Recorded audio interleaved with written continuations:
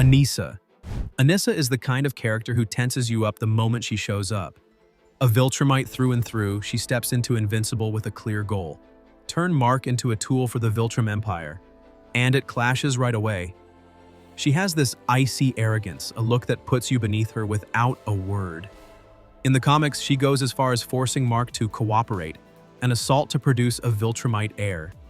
You don't need more to see why she's among the most hated. Even Omn-Man, with his galaxy-spanning massacres, has moments you can almost excuse. Anissa? Nothing. She throws her contempt in your face and moves on. What grates is how she frames it all as logical. To her, it's a duty, almost a favor to the universe. She talks about Viltrumite survival in a tone that suggests it justifies everything. But there's an obvious contradiction. She despises humans, yet she needs them, especially Mark, to move forward. In the show, her role is still small, but you already feel it.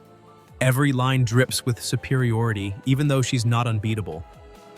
Mark resists her, and in the comics, she loses fights. So why does she act like nothing can touch her? It's almost funny, but mostly it's just annoying. Her total lack of empathy seals the deal. To her, others are just means. Mark, Earthlings, even fellow Viltrumites. No regret, no nuance, just an enforcer with a smirk that makes you look away. In a world where characters like Rex or Omn-Man show human cracks, Anissa's a statue. She doesn't bend, doesn't question herself, she commands. Some fans liken her to a cosmic version of someone bossy who can't stand being told no. She sets the rules, and if you push back, you're the issue. But she lacks a real villain's charm. She's just there, irritating you without offering anything worthwhile. And the most frustrating part? She doesn't even seem to notice. She keeps going, convinced her strength and status set her apart, while her mistakes pile up. In the comics, she pays for it eventually, but it doesn't change what she stands for. The kind of character you hate running into, one who looks down on you without ever considering their own flaws. Anissa proves a Viltrumite can wreck worlds and still be less hated than a woman who thinks she knows it all, controls it all, without ever getting her hands dirty. Omn-Man. Omn-Man is the character who grabs you from the first moments in Invincible. A Viltrumite sent to subdue Earth, he starts off as the perfect hero, the ideal dad, the sturdy protector, before shattering it all by wiping out the Guardians of the Globe. And yet, plenty adore him. Why? Because he's not just a basic villain. He carries a depth that makes you waver between admiration and disgust, and that's what makes him so gripping. It starts with his journey. At first, he's ruthless. He levels planets, kills without blinking, like that scene where he uses Mark to smash a train, leaving you speechless. But then something breaks. He's built to dominate, not to love, yet he can't bring himself to kill his son. That moment when he abandons his mission, flying off in tears after hitting Mark, is a raw human shift. Later, in the comics, he turns against Viltrum to protect what he's come to value. It's not a random switch, it's an inner struggle drawn out in his silences, his worn-out stares. He goes from war machine to conflicted father, and it hits a nerve. His power plays a huge part too. He cuts through space like an arrow, wipes out entire civilizations. Think of those worlds he turns to dust without a flinch, and takes hits that would floor anyone else. He's a titan, a dark twist on Superman, but with flaws that make him compelling. He could destroy everything, yet he crumbles over something as simple as family. That irony, a giant Invincible who stumbles over feelings, makes him almost endearing. In the show, his deep, shifting voice, moving from menace to fragility, adds a layer that glues you to the screen. Then there's his weight in the story. His twist, revealing his true self by slaughtering his allies, sticks with you. That cold, brutal line he throws at Mark lingers long after. He often steals the spotlight from the main hero, not just with strength, but with raw charisma. Even his flaws, like calling his wife a pet, carry a boldness that intrigues. He's not here to be nice or perfect. He's here to shake things up, and it works. Omn-Man is that mix of terror and humanity that holds you, a titan who doesn't beg to be loved, because he commands attention with his mistakes, his battles, and that faint glimmer of redemption that almost makes you forgive his crimes. Amber. Amber is the drop that overflows the cup. She shows up as Mark's girlfriend, a regular high schooler in a superhero world, and yet she ends up annoying almost everyone. In the animated series, she's meant to be an anchor for Mark, a slice of normal life amid Viltrumite chaos. But instead, she turns into a drag that makes you want to skip her scenes. Why is she so disliked? Because she embodies a mix of coldness, unrealistic demands, and a lack of understanding that sets your teeth on edge. At first, Amber seems fine, a smart, calm girl dating Mark in high school. But once his superhero life kicks in, it all falls apart. She knows he's invincible, yet she constantly nags about his absences or tardiness, as if he could take a break between saving the planet to hold her hand. In Season 1, she dumps him for not telling her everything, then comes back saying she accepts his secret, only to guilt-trip him more later. That inconsistency irritates. She wants a perfect boyfriend, but refuses to see that Mark's juggling responsibilities way beyond her world. It's almost comical how she plays the victim while he's getting buildings thrown at him. What makes her harder to stomach is her distant attitude. When Mark tries to explain or patch things up, she shuts him down with curt replies, like she's above it all. She never really shows support or warmth, not a word to acknowledge he's risking his life daily. Instead, she acts like her issues, a late homework or a canceled date, are as big as alien invasions. In a universe where characters like Eve or Debbie handle tough blows with real strength, Amber feels like she misses the point. She stays stuck in her bubble, making you think she's just there to slow Mark down. And then there's the sense she doesn't add much. In the comics, she's less prominent and exits the story fast, but the show keeps her around longer, and it doesn't help her case. She doesn't grow, doesn't adapt, doesn't lift the plot. Fans find she drains Mark's energy without bringing anything. A relationship that spins in circles, lacking emotion or purpose. Amber is that character who reminds you of people who demand everything without trying to understand the other side. And in a world as intense as Invincible, it just doesn't fly. She gets dumped eventually, and honestly, you wonder why it took so long. Splode. Splode is the spark that catches you off guard in Invincible. He rolls in with his loudmouth attitude and explosives, and yet he carves out a special spot in a lot of hearts. In the show and comics, Rex Sloan, aka Splode, is the guy who tosses quips and grenades with equal confidence, making him more than just a sidekick. Why is he so loved? Because he blends sharp humor, unexpected growth, and raw energy that make you grin, even when he messes up. Right off the bat, Rex stands out. He can blow up anything with his hands, small objects he charges with energy, and he's not shy about showing it. In the show, he takes on tough foes, and in the comics, he even takes down an Invincible variant, a feat that puts him above plenty of heroes. But it's not just his power that hooks you, it's how he uses it. He lacks a Viltrumite's might or Eve's precision, but he makes up for it with a grit that demands respect. He takes hits, falls, and gets back up, always with a snappy comeback. That rough, almost stubborn drive makes you want to root for him, even when he acts dumb. What makes him likable is his journey. He starts off cocky, kind of unbearable, the guy who picks fights with everyone, especially Mark or the Immortal, without much thought. But over time, he shifts. In the comics, he matures through hard moments, like his breakup with Eve or battles where he nearly dies. The show hints at this too. Behind the jabs, there's a guy desperate to prove his worth. When he sacrifices himself against the Lizard League in the comics, it's a jolt. Not just because he's gone, but because he does it with a courage you didn't see coming. That unpredictability, that ability to surprise, shows there's more than just a loudmouth with bombs. And then there's his humor. Rex is the king of one-liners in a world falling apart. He hurls insults at the Immortal or cracks jokes during the worst fights, lightening the mood. It's almost odd, a guy staying sarcastic while aliens tear everything down. But it clicks. He's not here to be flawless or profound. He's here to be himself, flaws and guts included. Splode is that hero who makes you laugh and grips you with his fight. A guy who doesn't quit, even knowing he's not the strongest, reminding you that you can shine without being invincible. The Immortal. The Immortal shows up with his classic hero costume and eternal warrior backstory, but instead of inspiring, he ends up annoying nearly everyone. In the show and comics, this guy who can't die, or always comes back, should be a legend, yet he racks up complaints. Why is he so hated? Because he carries a heavy arrogance, a hypocritical streak, and an attitude that makes you want to move on. First, there's that pride that doesn't sit right. The Immortal sees himself as a cornerstone, a veteran who's lived centuries. He was even Abraham Lincoln, no less. But on screen or in the pages, he loses more than he wins. Against Omn-Man, he's sliced apart in seconds. And even with other threats, he keeps going down. Still, he struts around like he's top tier. That misplaced confidence with no results to back it up leaves you baffled. He's got the durability of a rock, sure, he always returns. But it doesn't hide how often he's outmatched, making his ego almost laughable. Then there's his hypocrisy.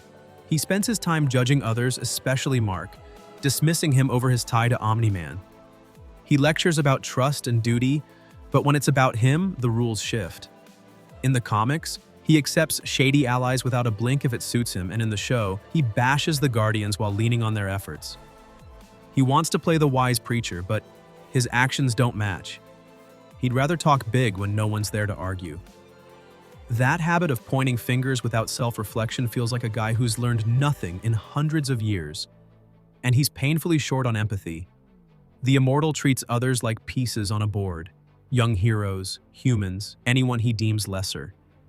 In the show, he brushes off their doubts or fears with cold disdain, as if they should just follow orders without thinking. That bossy, almost outdated vibe reminds you of people who think experience justifies everything, even a rotten personality.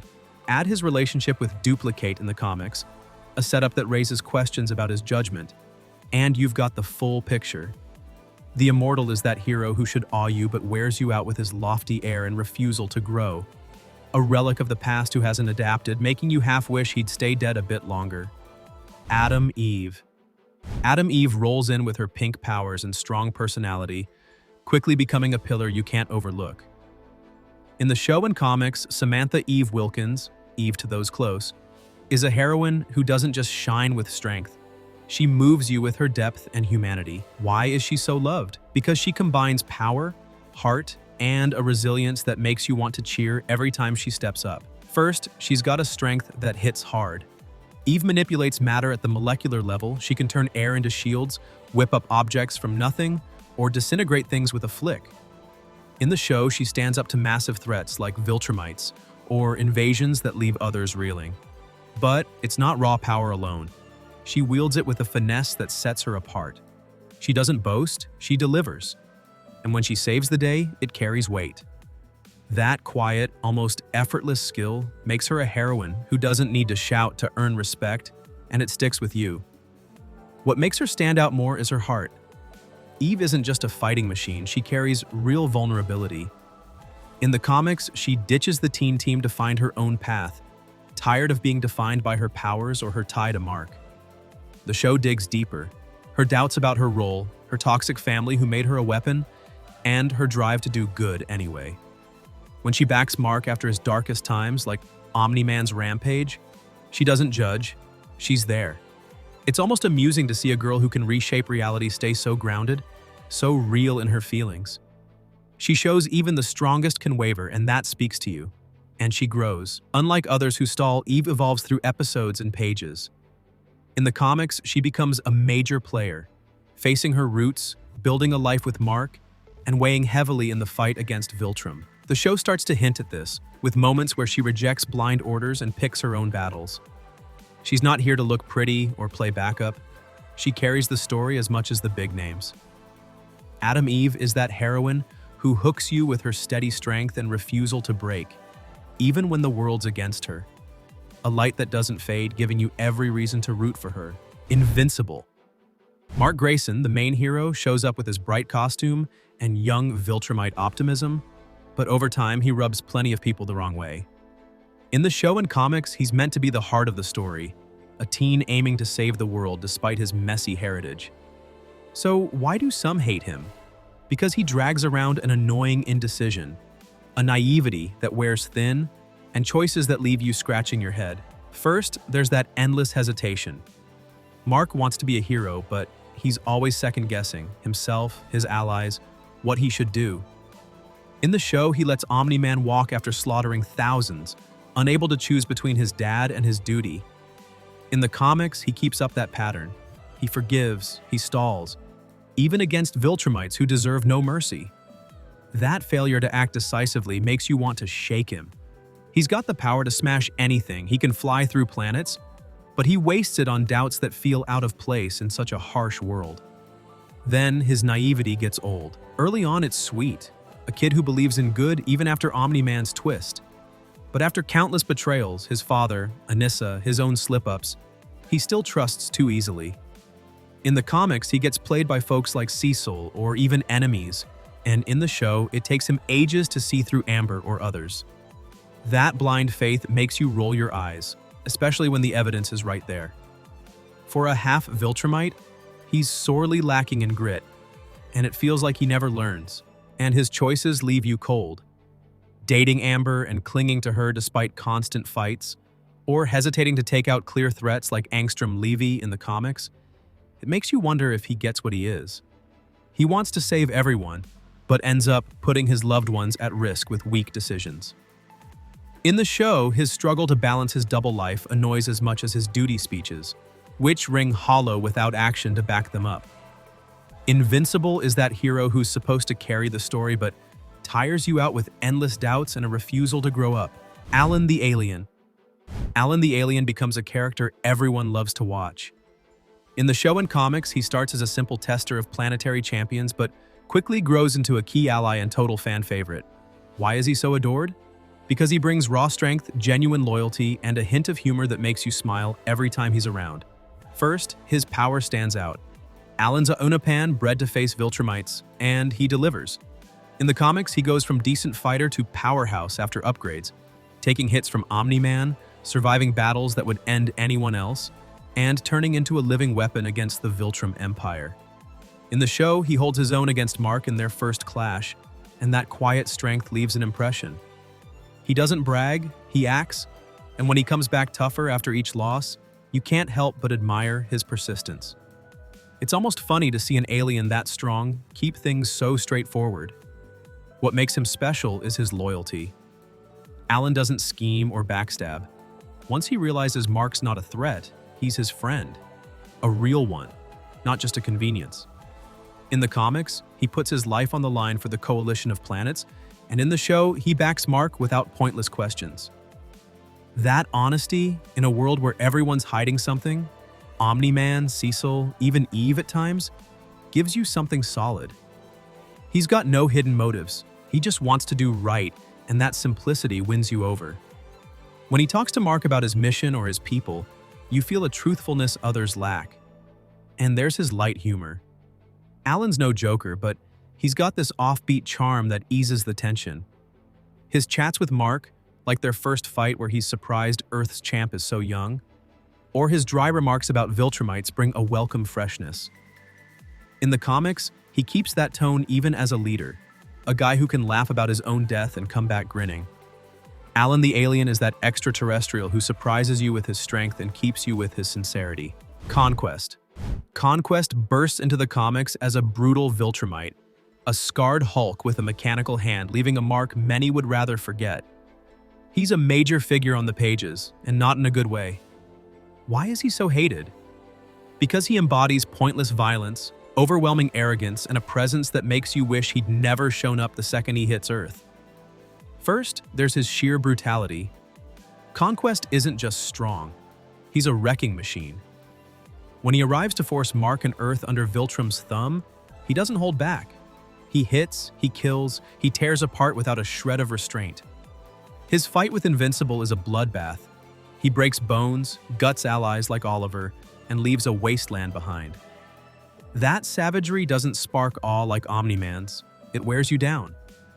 He's got no finesse or plan, just a thirst to smash everything, leaving a sour taste. His strength is undeniable, but it fuels a cruelty that feels needlessly harsh. Then his arrogance gets under your skin. Conquest views himself as Viltrumite elite, an ultimate warrior with nothing to prove. He talks to Mark like he's a bug, laughing at his resistance. That smugness, tied to his past, he's conquered whole planets before prison, makes him seem like he lives only to dominate. But unlike villains who draw you in with charm, he offers nothing but a twisted grin. It's almost silly watching him strut when he ends up losing, but it doesn't make his attitude any easier to take. And his impact drags you down. When Conquest steps in, he doesn't push the story forward meaningfully, he stalls it with pure havoc. His arrival brings dark moments like Oliver's death or Eve's severe injuries, and it feels like he's there just to hurt, with no depth. In a world where characters like Anissa or Omn-Man have motives you can grasp, Conquest is a soulless brute. He doesn't grow, doesn't waver, gives you no reason to care. Conquest is that Viltrumite who exhausts you with blind rage and an oversized ego, a villain you wish anyone would kick out fast. because he adds nothing but loud noise to a story that deserves better. Debbie Grayson. Debbie Grayson steps in as Mark's mom and Omni-Man's wife, an ordinary human in a superhero world, yet she stands out as a pillar you can't help but love. In the show and comics, Debbie has no powers or costume, but she shines with inner strength and a vital presence. Why is she so cherished? Because she offers quiet resilience, true love, and a humanity that reminds you what really matters amid the chaos. First, she takes everything with a dignity that demands respect. When Omni-Man shows his true colors and slaughters the Guardians, Debbie's world collapses. Her hero husband turns into a monster who calls her a pet before leaving. In the show, she doesn't break. She picks up the pieces, cries quietly, and keeps supporting Mark. In the comics, she endures years of pain, betrayal, loneliness, but stays standing. That ability to hold on through blows that would crush anyone moves you. She's got no super strength, but she carries an emotional endurance that makes her almost invincible in her own way. What makes her so dear is her unconditional love. Debbie's the mom everyone wishes for. She raises Mark alone after Omni-Man leaves, guiding him without judgment, even when he stumbles. In the show, she gives him room to grow while being there when he falters, like after his fight with his dad. In the comics, she eventually accepts Omni-Man's return, not out of weakness, but a mix of heart and realism. That balance of firmness and care wins you over. She's not blind, she knows what Omni-Man did, but she chooses to look past it, showing a rare strength, almost ironic for a plain human, and she grounds the story. Without Debbie, Mark would lose his tie to Earth, to what keeps him human. In the show, her everyday scenes, cooking dinner, talking with Mark, remind you why he fights. In the comics, she's a steady thread, even as Viltrumites and cosmic wars take over. She doesn't need to fly or punch to matter. Her presence alone steadies the tale. It's almost funny seeing a woman without powers stand up to giants like Cecil or Omni-Man with just her will and words. Debbie Grayson is that mom who grips you with her grit and huge heart. A hero without a cape who proves real strength is sometimes just staying put no matter what. Each one shapes the story in their own way, for better or worse. It shows what a character can do in a series like this. If you enjoyed it, drop a thumbs up or subscribe for more. In the comments, tell me who you love or hate in this universe. See you soon for more videos.